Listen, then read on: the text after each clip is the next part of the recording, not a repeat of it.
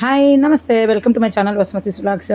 నేను ఏదైనా పని చేసుకుంటూ అప్పుడన్నా వీడియో షూట్ చేసుకుంటే ఏదైనా టాపిక్ మాట్లాడడానికి పనికి వస్తుందని నేను ఓట్స్ ఉత్తప్పం చేస్తున్నాను. మీకు ఆల్రెడీ ఇంతకుముందు చెప్పిన, మళ్ళీ షార్ట్ వీడియోలో పెడతాను మెజర్మెంట్స్ ఎలా చేశాను, ఆ మెజర్మెంట్స్కు ఎన్ని ఓట్స్ ఉత్తప్పం వచ్చాయో మొత్తం ఈ వీడియోలో చూపిస్తున్నా. వీలైతే కౌంట్ చేసుకోండి, నేనైతే కౌంట్ చేయలేదు, ఇప్పుడైతే వాయిస్ ఇస్తున్నాను. ఈ వీడియో అప్లోడ్ అయిన తర్వాత దాని మెజర్మెంట్స్ కలిపినది చూపిస్తాను. ఇంకా షార్ట్ వీడియోలో ఇంకెక్కువ మాట్లాడి అలసిపోయినానండి. ఇంకా మాట్లాడలేను, ఓపిక లేదు. ఇంకా ఏదో వీడియోలు పెట్టాలన్నట్టుగా ఉండదలుచుకోలే. ఇంకా హిందీ వాళ్ళు అడుగుతున్నారు రెసిపీలు, మన తెలుగు వాళ్ళకి మస్తుగా చూపించేసిన వాళ్ళ కోసం మెజర్మెంట్స్ పెట్టి సౌండ్ లేకుండా పెడుతున్నా. మ్యూజిక్ పెట్టాలి యాక్చువల్గా. నిన్న ఒక వీడియో పెట్టాను కదా, పప్పుల పొడి వీడియో, అది ఇంకా వాళ్ళు అడుగుతున్నారు అందరూ రెసిపీలు కావాలి అని. ఇంకా సరేలే మెజర్మెంట్స్ ప్రకారం మొదలుపెట్టి షార్ట్ వీడియోని అలా కంటిన్యూ చేద్దాము అని. ప్రతిసారి వంట చేసినప్పుడు మెజర్మెంట్స్ అంత పర్ఫెక్ట్గా షూట్ చేసి పెట్టడం కుదరదు కదా. ఎప్పుడైనా ఇట్లా పొళ్ళు అయితే మనం విడిగా వంట టైంలో కాకుండా విడిగా చేసుకొని చేయొచ్చు, దోశపిండిలు రుబ్బేటి ఇవన్నీ. కానీ కుకింగ్ది ఎప్పుడైనా వీళ్ళు ఉన్నప్పుడు చూపిస్తా. అంటే మీకు ఫైనల్గా ఏం చెప్తున్నానంటే అందులో ఓన్లీ కుకింగ్ వస్తుంది అన్నమాట. నా పర్సనల్ ఫీలింగ్స్ కానీ ఏమి షార్ట్ వీడియోలో ఇంకా అప్లోడింగ్ ఉండదు. అలా కంటిన్యూయేషను హిందీ వాళ్ళకన్నా యూజ్ అవ్వాలి, తెలుగు వాళ్ళకి ఇంకా చాలా నేర్పించేసినాను, పాతవి చూసుకోవచ్చు. ఆ మెజర్మెంట్స్ మీకు కూడా యూజ్ అవుతాయి. కాకపోతే నేను చెప్పేది ఉండదు ఇంకా దాంట్లో, జస్ట్ అందరు చూపిస్తారు చూడండి ఒక కుకింగ్ ఛానల్లో, అలా చూపించేస్తాను అంతే. టిప్స్ అని హిందీ వాళ్ళకి అర్థమయ్యేలాగా మనం చెప్పేంత టాలెంట్ మనకు లేదు. ఇంకా మన ఛానల్ను హిందీలో కూడా మాట్లాడకూడదు అనమాట. అందుకని నా ఎలాగో ఇంగ్లీష్ పదాలే పెడుతున్నాను కనుక కొంచెం తెలుగు పదాలు ఇంగ్లీష్లోనే టైపింగ్ ఉంటుంది కనుక మా చిన్నదాంతో అలా టైప్ చేపించి అందులో పెడుతున్నారు. దానికి కూడా టైం ఉండాలి కదా. ఇంకా బోర్ అయిపోయిందండి, చాలా బోర్ అయిపోయింది యూట్యూబ్ చేసి. బోర్ అంటే ఇప్పుడు మనకు రూపాయి లాభం లేదు, సక్సెస్ లేదు పెద్దగా.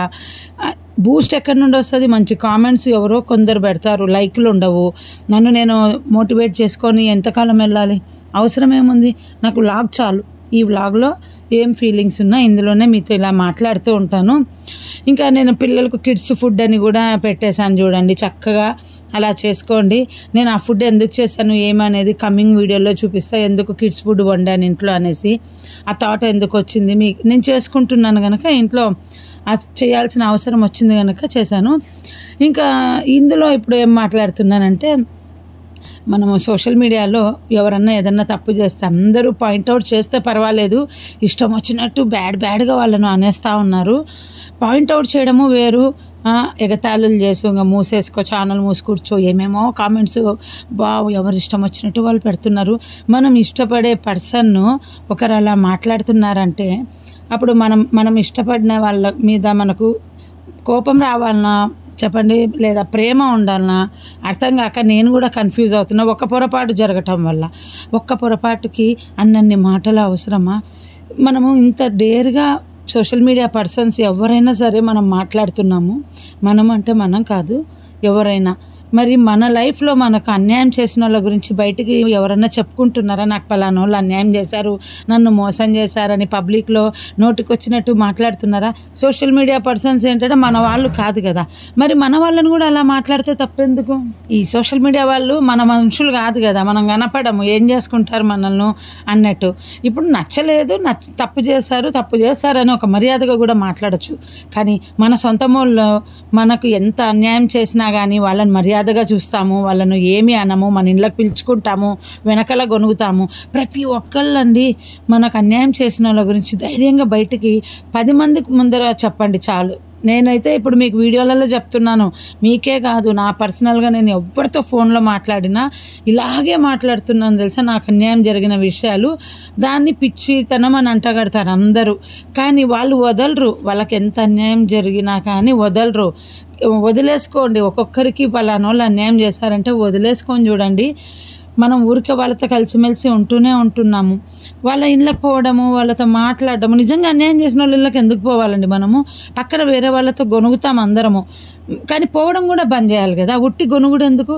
అలా ఒక్కొక్క పర్సన్కి ఎవరెవరు అన్యాయం చేశారనేది మనము పోవడం మానేస్తే ఎవరికి ఎవరు ఉండరండి ఈ కాలంలో. నేనైతే ఇప్పుడు అందరిని వదిలేసి ఎలా కూర్చున్నానో అలా అయిపోతారు అందరూ. కేవలము వెనకల కొనుక్కోవడము, ముందర ప్రేమలు చూపించడము. నవ్వు వస్తుంటుంది ఎవరి విషయంలో చూస్తూ ఉంటే. సోషల్ మీడియాలో మాత్రమేనా అన్యాయాలు జరుగుతున్నాయి?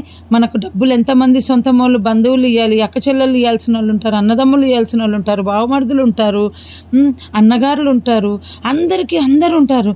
ధైర్యంగా ఇలాగే మాట్లాడండి. ఎదురుపడినప్పుడు సిగ్గు లేదా, నాకు మోసం చేసినావు అని అట్లా ముఖాన్ని అడగగలుగుతారా ఎవరైనా? ఎవరు అడగరు. ఇప్పుడు వేరే వాళ్ళకు మోసం చేసినా కానీ మనకు తెలిసిన వాళ్ళను మనము ప్రేమిస్తాం. ఎందుకంటే నాకు అన్యాయం చేయలే కదా, నీకు అన్యాయం చేస్తే నేను వదిలేసుకోవాలనా అని. కానీ అలాంటప్పుడు నీకు అన్యాయం చేయనప్పుడు ఆ మనిషి గురించి చెడ్డగా కూడా మాట్లాడకూడదు. ఎవరి దగ్గర కూడా పోయి ఎందుకు మాట్లాడాలి? వినాలి అంతే. నీకు అన్యాయం చేయనప్పుడు నువ్వు పక్కనోడి కూడా మాట్లాడకూడదు. చాలామంది మనం ఏం చేస్తామంటే మనకు అన్యాయం జరగకున్న మనిషి గురించి మనము నోటికి వచ్చినట్టు పక్కకు పోయి మాట్లాడతాం. నాకు అందరినీ చూస్తే నవ్వు వస్తుంది. నా అలాగా వదిలేసుకోమని నేను చెప్పటం లేదు. సోషల్ మీడియాలో జనాలు మీరు అన్నారని కాదు, నేనన్నానని కాదు, నా ఫీలింగ్ ఇలా షేర్ చేస్తున్నాను.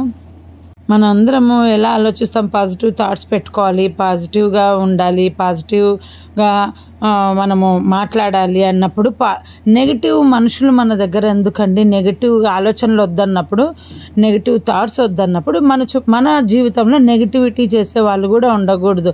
ఎప్పుడైనా మా పాప మాట్లాడినప్పుడు అంటుంది ఇదే మాట, వాళ్ళ నెగిటివిటీ మనకు రీచ్ అవుతుంది. వాళ్ళు చెప్పినట్టు కొన్ని సందర్భాల్లో మనము నెగిటివ్గా ఆలోచన చేయాల్సి వస్తుంది. మనం వెంటబడి ఫోర్స్ చేస్తారు చాలా విషయాల్లో. వాళ్ళతో ఫ్రెండ్షిప్ ఉండటం వల్ల, రిలేషన్షిప్ కానీ ఫ్రెండ్షిప్లో కానీ, ఎందుకంటే ఫ్రెండ్స్లో మా పాప చూసింది చాలాసార్లు, వాళ్ళు నెగిటివ్ చెప్పిస్తారు మా పాప చేత, ఇలా మాట్లాడు అని. నేను అనేదాన్ని, నా చేత కూడా అందరు అలా చాలా విషయాల్లో నెగిటివ్ చెప్పించేవాళ్ళు, నిజం చెప్పొద్దు అనేసి. నా విషయమైనా ఏ విషయమైనా అంటే మన సొంత ఆలోచనను పక్కన పెట్టి పక్కన వాళ్ళ ఆలోచనకు ఇంపార్టెన్స్ ఇవ్వాల్సి వస్తుంది. వాళ్ళతో క్లోజ్గా ఉంటే చాలా సందర్భాల్లో ఇట్లా అబద్ధం చెప్పు అని చాలా ఫోర్స్ చేస్తారు. మన చేత అబద్ధం చెప్పించి తర్వాత వాళ్ళు కంఫర్ట్గా ఉంటారనమాట. నేను చెప్పే ప్రతి మాట నా అనుభవం, నా లైఫ్లో జరిగినవే అండి. ఏమంటే ఆ సందర్భం వచ్చినప్పుడు మళ్ళీ అలా చెప్తా ఉంటాను. పాలు పొంగినాయి కదా, నాకు పాలు పొంగిన ప్రతిసారి ఏదో ఒక మంచి జరుగుతుంది. ఒక 2-3 రోజులు పొంగినా కూడా. సో నేను ఇప్పుడు హాస్పిటల్లో వీడియో పెట్టాను, ఎంత టెన్షన్గా ఉన్నా చూడండి, మళ్ళీ చూపిస్తాను ఏంటి అది అనేది చెప్తాను. నా కన్ను కూడా చాలా సఫర్ చేస్తూ ఉంది. నాకు ఎంత ఇరిటేట్ చేస్తుందంటే ప్రతిరోజు ఇరిటేట్ చేస్తూ ఉంది. కన్నులో ప్రతిరోజు డ్రాప్స్ వేసుకుంటున్నాను. ఇంకా చాలా టెన్షన్గా ఉన్నాం మేము హాస్పిటల్లో, డెంటల్ హాస్పిటల్లో. నాకు మంచి జరిగిందండి. అది ఎప్పుడో షేర్ చేయాలి కానీ ఎప్పుడు చెప్తాను కదా. నాకు ఏదన్నా ప్రాబ్లం సాల్వ్ అయినా కానీ అది వెంటనే చెప్పను. ప్రాబ్లం వచ్చినాక అయితే వెంటనే చెప్తా, కానీ సాల్వ్ అయినాయి మాత్రం కొంచెం టైం తీసుకొని చెప్తా. బాయ్, సీ యూ, మళ్ళీ నెక్స్ట్ వీడియోలో కలుద్దాం.